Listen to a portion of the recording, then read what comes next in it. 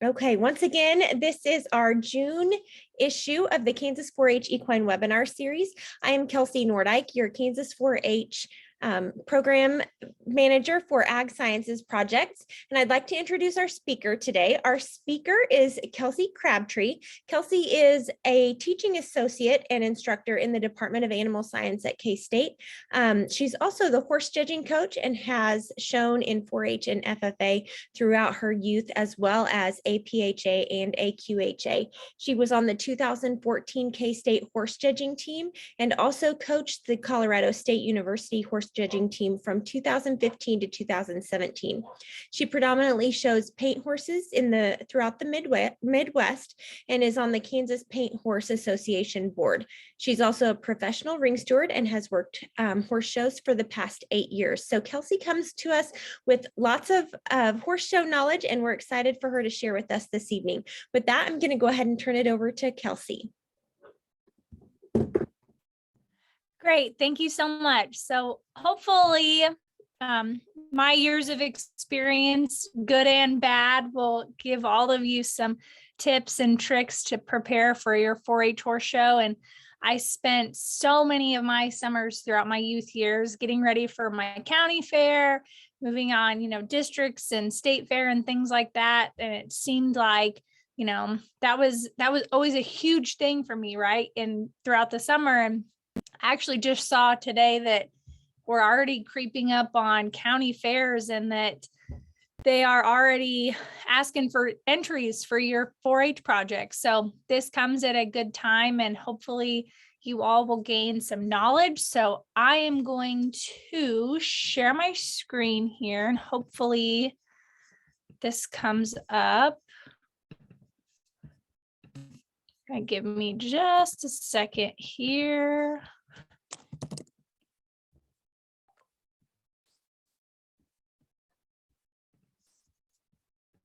Okay, well, it's not one to open my PowerPoint. Try it again.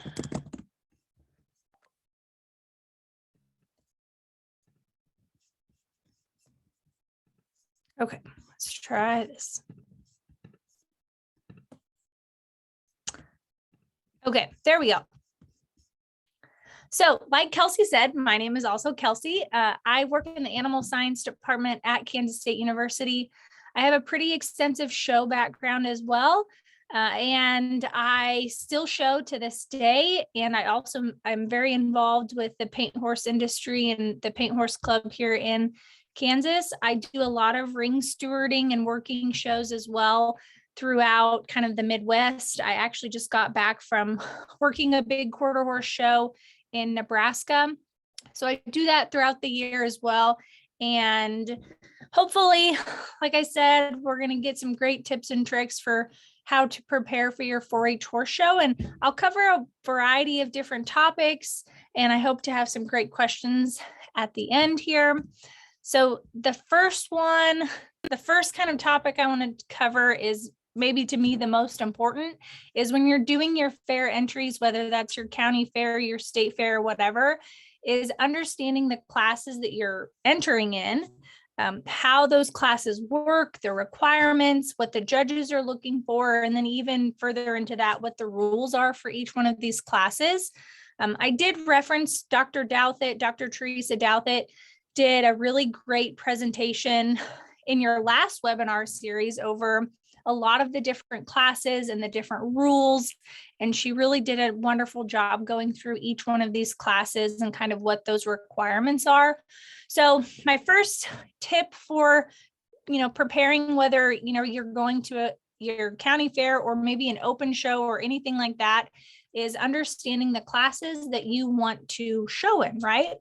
And each one of these classes has a very, they all differ. The first example I have here is showmanship and halter. So halter is, we are specifically looking at the conformational makeup of that horse. And then showmanship is a pattern class on the ground where the handler and the rider, or the handler and the horse, are going to perform a pattern, and the judge is looking at specific requirements. And there are also some big rules that go in that class. And it's important to understand those rules, and you don't want to be disqualified, of course. So different things like, if you choose to use a chain on your halter, to not touch that chain, because sometimes that can result in a disqualification. And so there are big rules that come along with each one of these classes. And as we move into the performance classes as well, we even have different disciplines, right? So trail and horsemanship, pleasure, reining, even our ranch horse classes, we see those more in our Western type. And then we even have English pleasure and equitation and some different hunt seat classes as well. So when you are going to sign up for your, do your entries, it's important to understand which one of these you're actually signing up for and what that's going to entail when you actually get to the show and what's going to be asked of you. And also, what you need to practice at home with your horses. And then we have our timed event classes as well. So there's a couple different of those: barrels, poles, flags, and so forth. And so we have to make sure that we not only understand the rules, like I said, and it would be great if I'm not going to talk too much about these individual classes, because like I said, the previous webinar did a really nice job of going through each one of these, but that's my first step. When you're going to do your entries, or you're thinking about your county fair and what you want to enter, or even the district 4-H horse shows, know what you're getting yourself into and know what you're signing up for.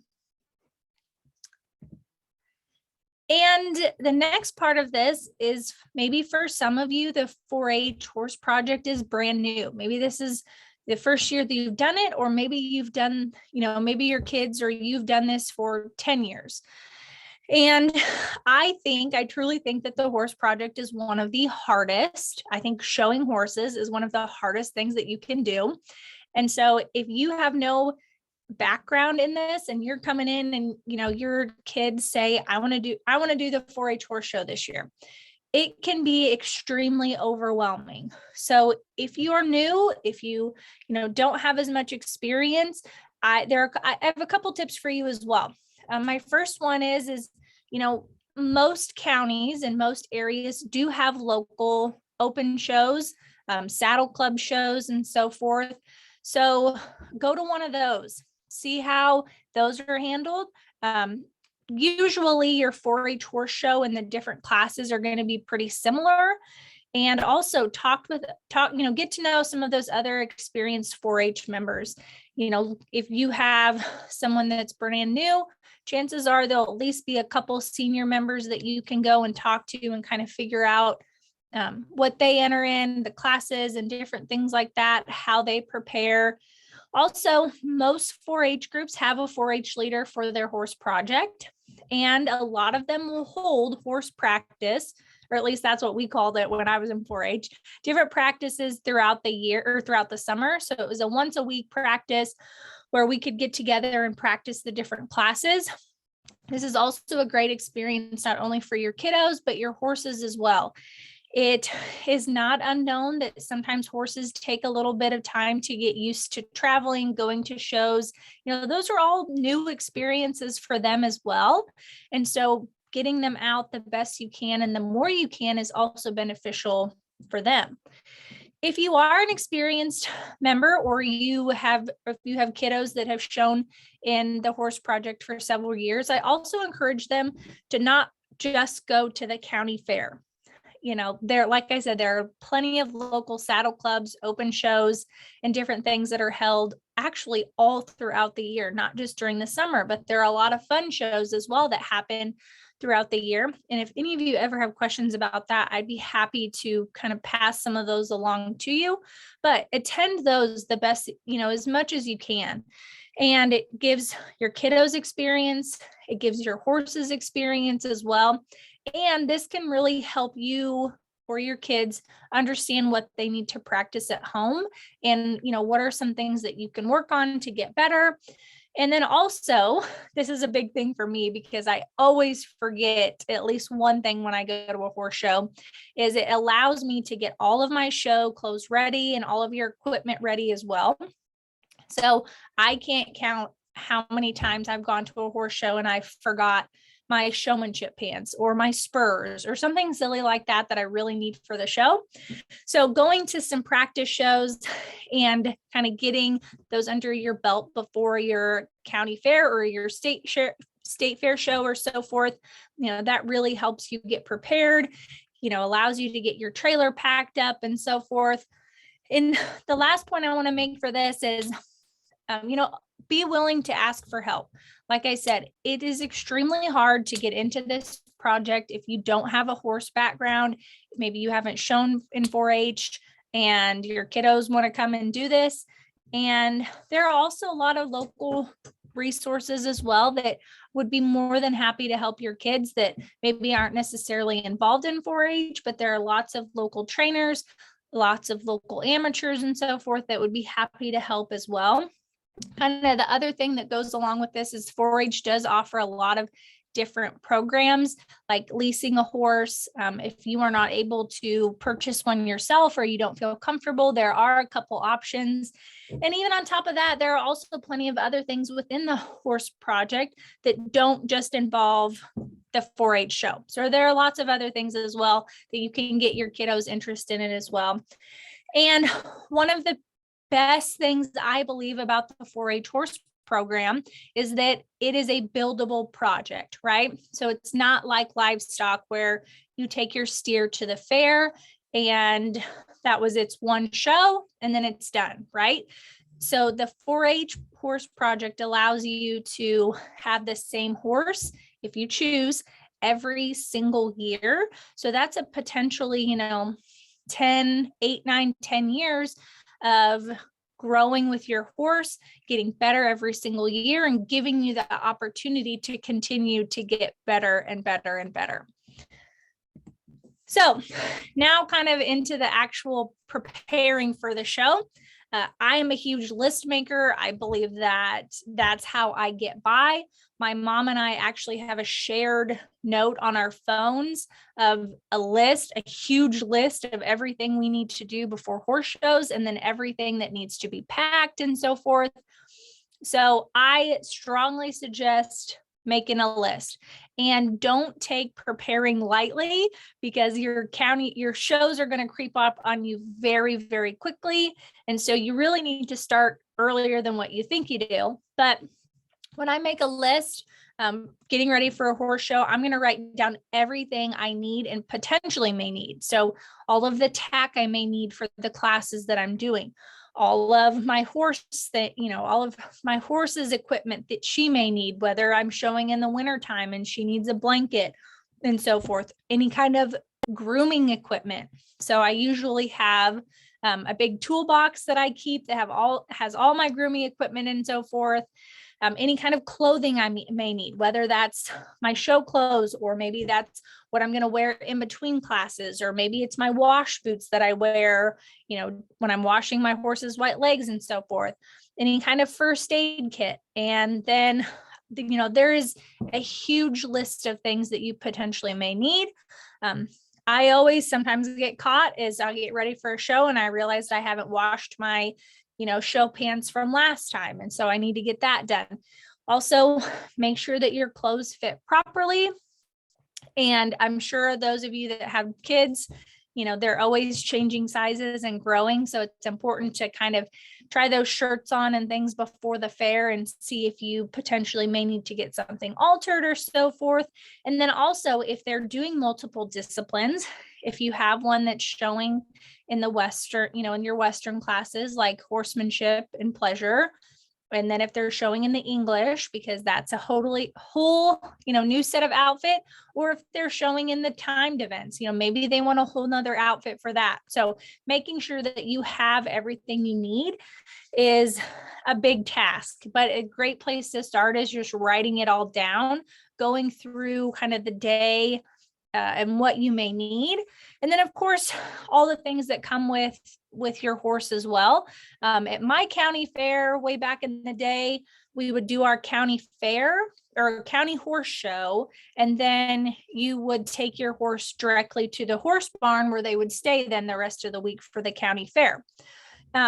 Not all of them are like that. So you'll just have to kind of, look up what is like your county fair. And I know that's pretty similar to the state 4-H horse show too, is that they'll be in stalls and so forth throughout the week. So on top of everything that you may need for the show day, then you have everything you may need to keep your horse in that stall for the week. So that could be a water hose, you need different feed and water buckets, equipment to clean stalls, like a manure fork and so forth. When you go to the state fair, you're going to have health papers and coggins and, registration papers and so forth. So make sure that you have all of that.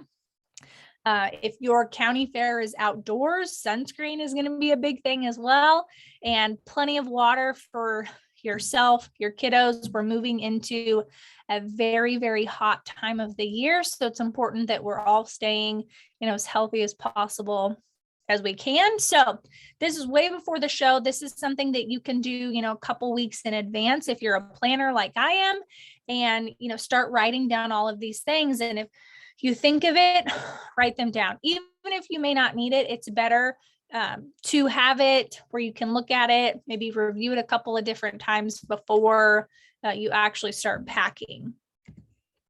So just clothing really quickly, I want to go over, and maybe some of the different things that you or your kids may need.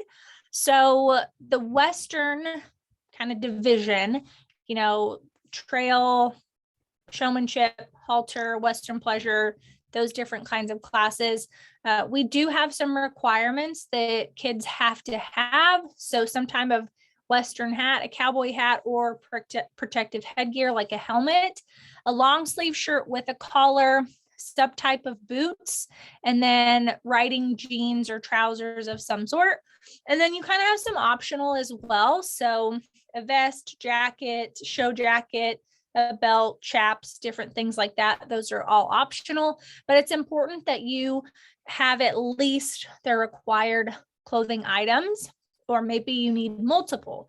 And same thing when we go into the English division as well. If your kiddo is going to do this as well, there are some very specific requirements that are for clothing as well. So riding breeches, hunt boots, or some kind of the boots like over here, what I have like on the right side, a shirt or a rat catcher shirt, or some people call them dickies, riding coat. So your shirt or your dickie will just be the collar part that goes underneath your riding jacket, your hunt cap or a helmet, of course.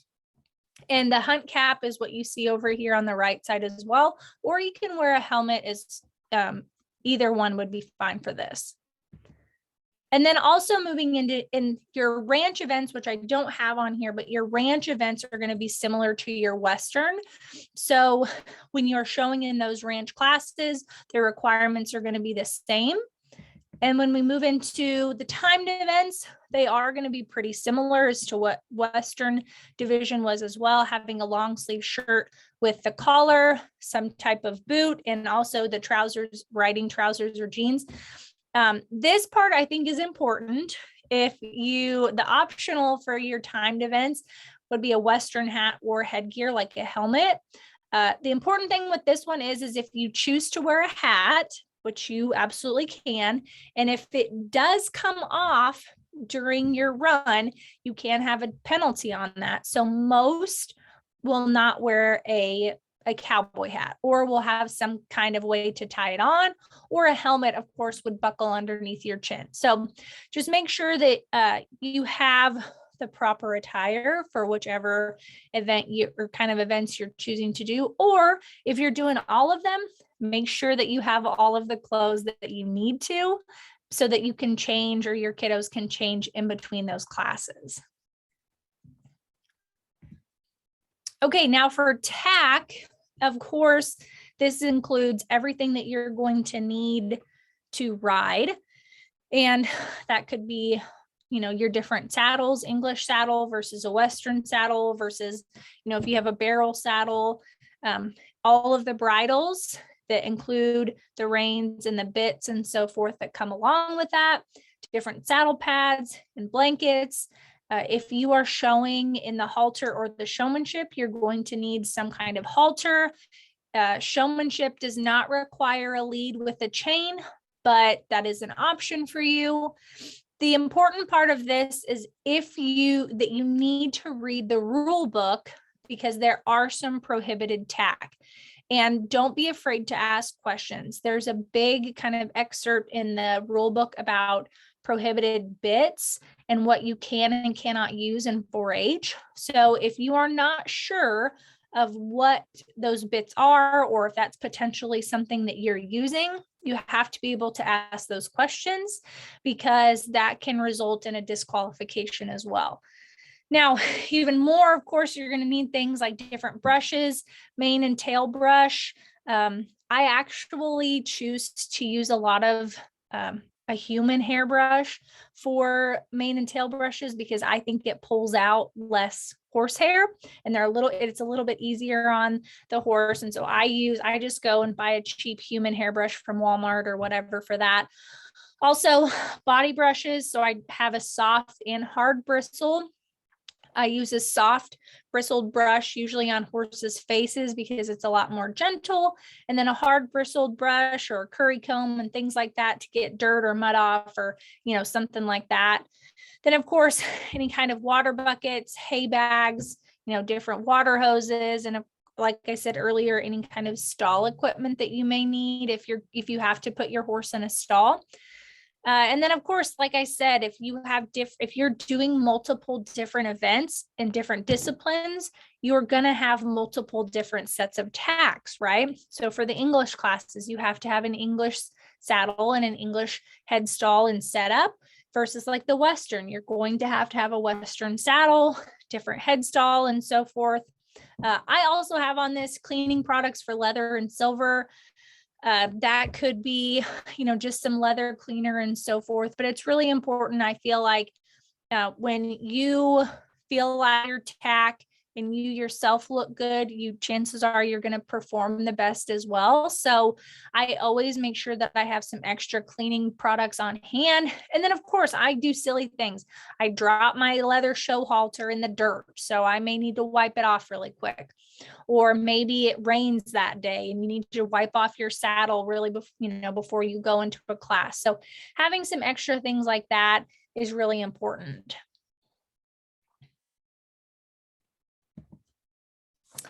So now, when actually packing for the show, this usually for me takes a couple of days, but that's also because when I go to horse show, usually they're multiple days events, so I need quite a bit of stuff. But my suggestions and kind of tips and tricks for when you're actually packing your trailer and your truck to go to the show is try to pack the same stuff. Try to pack your stuff with the same stuff. And then also load it in reverse order. So what you will need first should go on last. But by packing the same stuff with the same stuff, so I'm going to have all my clothes in the same area. I'm going to have all my grooming things in the same area, all my tack in the same area, all my feed in the same area, and so forth. And we have lots of great options to organize your things. So I use nylon bags and things like that to organize my bridles, to organize my saddle, my different saddle pads and so forth, boots, any other clothing and so forth. And then I have, like I said earlier, I have a big rolling toolbox that I use for a lot of my different grooming supplies and banding kits and so forth. That way I can just roll it up to my trailer, put it in, and it actually works pretty well and so forth.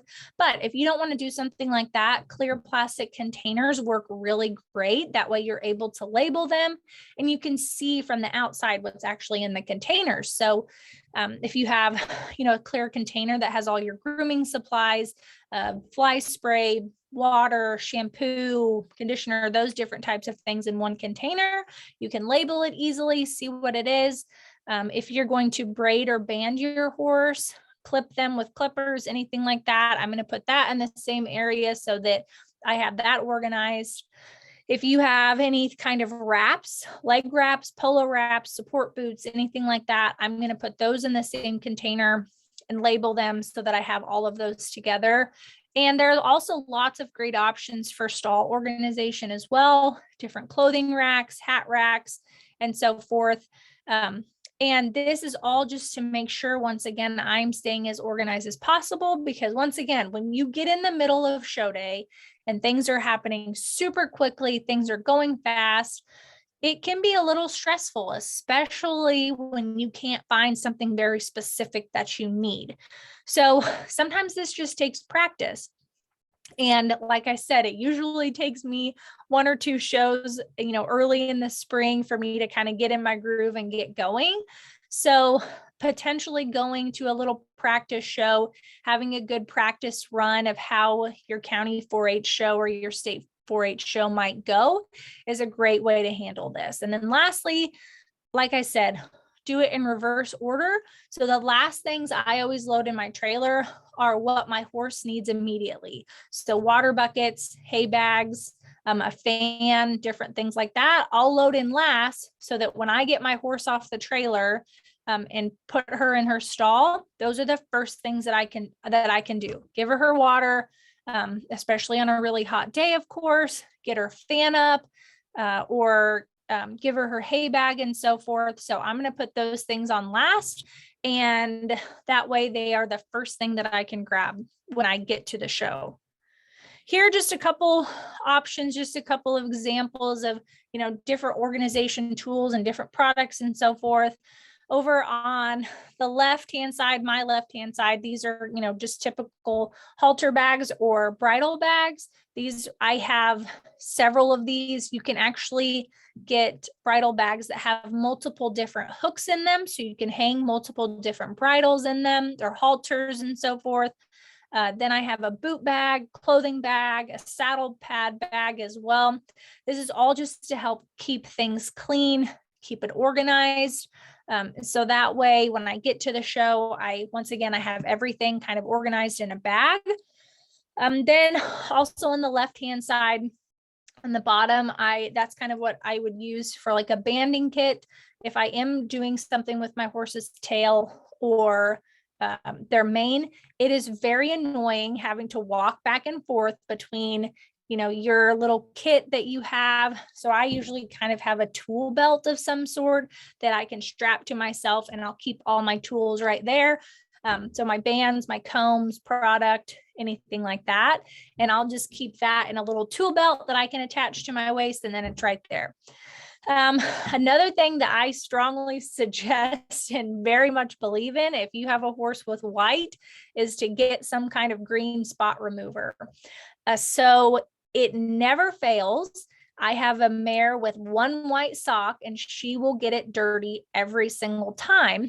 And you may not have time to wash your horse in the morning, or maybe it happens right before you're going to go into your classes. Having some kind of little green spot remover that can help remove a stain really quickly is a great product to have. And then I have some other products in here, of course.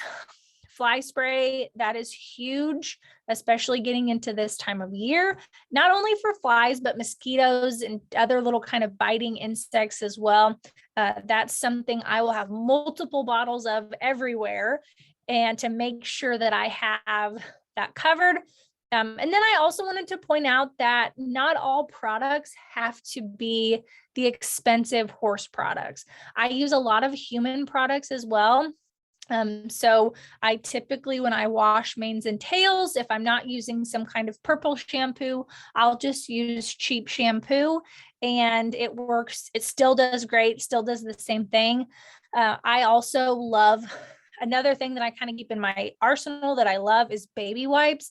I use baby wipes a ton on horse faces because they're very gentle. And if you have a dirty nose or some, you can rub it around their eyes and so forth, and it's not going to hurt them. So I have a lot of baby wipes everywhere. And then another thing that I like to use that I have a suggestion of is cornstarch. So once again, white legs. If they kind of have a spot, a lot of times you can just put some cornstarch in your hand, run it down their leg, and that'll help cover any dirty spots as well. So my point is, you don't have to spend a ton on products, especially, like I said, horse products. A lot of times there are some dupes and different tips and tricks that you can use just from your local Walmart or Dollar General or something like that. And I have an array of different products. If anyone has questions over products, you are more than welcome to, ask questions about that as well. Now, prepping your horse, of course, this is going to be a big thing. Most prep work I try to do ahead of time as much as possible. So if you are able to wash and clip and if you are going to band or braid your horse's mane, if you can do that the night before, that will save you a ton of stress and also your horse stress as well. So I typically will always bathe, wash really good, wash faces, wash legs really good, and so forth the night before. And then I will use some kind of blanket or a sheet, tail bag, different slinkies that will go over the mane, like the one and I have the picture right here, to kind of help that horse stay clean, keep its mane in place, keep their tails clean, and so forth. Now, if you are going to use some type of slinky or sheet or something like that, you have to be very cognizant of the weather. If it's super hot and humid and muggy, if you are going to put your horse in a stall and use a sheet, make sure you have some kind of fan on them to keep them cool. And sometimes that doesn't always work. Sometimes it is just too darn hot to put a sheet over them, and that's okay. But you can find a lot of great, very light material or equipment like that a lot of times can be very helpful, and so that you don't have to be washing a horse, at 5 a.m. before your 4-H horse show. The other thing that you can do is if you do have a horse that has white legs, you can wrap them. I a lot of times use polo wraps just because they're easy, they're soft. It's something just that I can cover up the white so that if my mare lays down, she's not going to get her legs dirty. If those things aren't an option, just try your best to keep them in a clean area and pin. If you do wash your horse and clip and band them and different things like that, I would leave them tied until they're completely dry, because we all know as soon as your horse gets wet, it's going to go and roll. So make sure that if you are going to wash and do different things like that, that you let them dry completely. And then usually the next morning, if you need to simply brush them off, it comes off pretty well. Also, I will pack hay bags. I'll fill those the night before. I'll do any kind of, I have to feed grain or any type of supplements or anything like that. I'll prep all of that the night before or a couple days before. So once again, that's just one less thing that I have to do the morning of the show. Okay, the last thing that I really want to talk about is your show day expectations and what you should sort of be prepared for when you go to whichever kind of local, if you're going to a local show, saddle club show, or anything like that. I think it's really important to have reasonable and achievable goals for your kiddos or for you. And once again, I think this all comes back to the class expectations, and then also being realistic about what you and your horse can do. An example here I have is a barrel horse is probably runs the barrels, is probably going to have a little bit more difficult time in the Western pleasure class, just because those two things are complete opposites. So I think it's important to ride the horse that you have that day. And, if your horse is having a bad day, sometimes that just happens. But then also, if you have never practiced showmanship, you don't know what it is, your horse doesn't know what it is, don't expect to receive a purple, because those classes take a lot of practice and a lot of time. So it's important to understand kind of where your horse is at, where you're at, or your kids, and then set your kind of expectations to what that is. And then also when we move into, the state fair expectations, state fair is supposed to be top of the level, right? And so once again, if your horse if you don't practice with them and doing the trail, if you've never done it before, and if you probably shouldn't expect to go to the state fair in that specific class, because there are lots of kiddos that practice that all year long. There are horses that specialize in that as well. So I think it's just important to understand kind of where you're at, where your horse is at that day as well. And then you're able to have expectations and then also set goals for the next year, right? Once again, I think that the best part of the 4-H horse project is that it is buildable. And so, maybe you have a county fair this year and you don't do very well in the showmanship.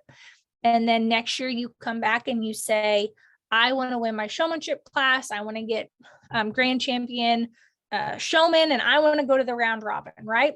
That gives you a whole year to be able to build on that and practice it and get help and so forth.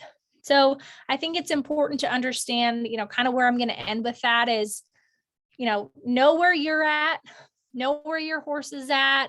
And if it's not where you want to be, watch some of those kids that are winning those classes, see what they're doing, see what they're practicing, and don't be afraid to ask them questions. Most of the time, 99% of the time, people will be happy to help. And so it helps make this still an enjoyable project. And that's what 4-H is about, right? Is to grow every year, to gain these skills that help our kids advance. And so, like I said, horse project is one of the hardest ones, and I will stick by that. So that kind of ends my little spiel here, and I will open up the table if there are any questions. Okay, if you have questions for Kelsey, if you'll go ahead and post them in the chat, we'll go ahead and read them to her and have her respond. So we'll give you all just a couple minutes to post those questions.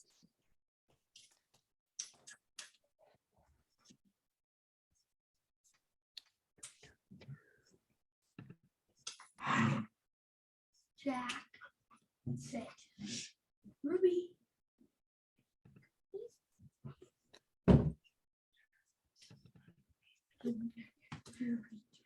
Ruby Elizabeth.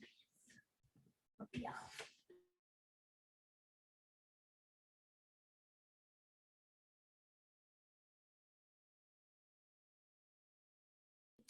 Okay, Kelsey, we have a question. What are the silver products that you use? Like a cleaning product? I'm assuming that's probably what she's asking. Yes. Actually, a really great cheap product is toothpaste with baking soda in it. That's something that will not be hard on your silver, and that's usually something that's easy accessible. And so I'll just take a really soft bristled toothbrush and it has to be, it cannot be toothpaste with whitening in it, but if you get toothpaste with baking soda, or you can even take toothpaste, put baking soda in it, that's something that you can use just with that toothbrush and use that to clean it. And that's something that's really simple, really easy, and actually does a pretty great job. But if you want some actual silver products, I could send that to you as well. But my suggestion is actually start with toothpaste.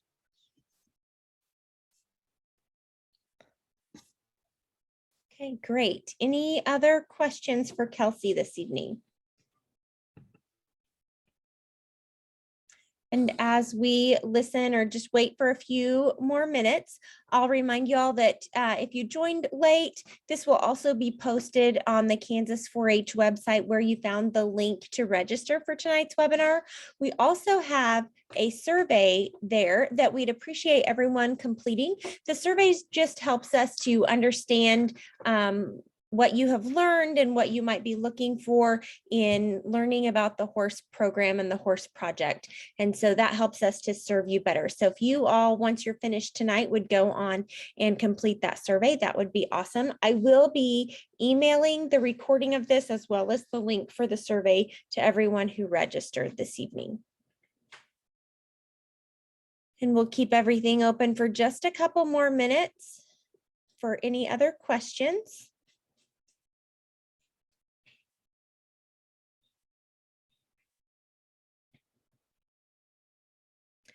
And if you're not, I'll remind you, if you're not attending your district horse show for your particular district, those shows are all going to be happening very soon. And that would be an excellent opportunity to go and learn. If you don't have another show that you know of in your area and you're just planning on your county show, your district show would be a great opportunity to learn, because you'll get to see all of the classes as well as get a good understanding of the Danish ribbon grouping system and how that works. I will also encourage you to look at the webinars on both the Danish ribbon grouping system as well as the horse show rulebook. Those will be very helpful for you as you continue to work to improve within the project and to learn within the project as well.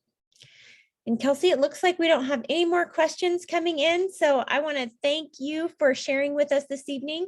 I'd like to thank everyone for joining us as well. If you do have questions, my information is located on the Kansas 4-H website. And we can also share Kelsey's information with you as well. So with that, I'm going to go ahead and end for this evening. And thanks again for joining us. Thanks, everyone. And thank you, Kelsey. Yes, thank you.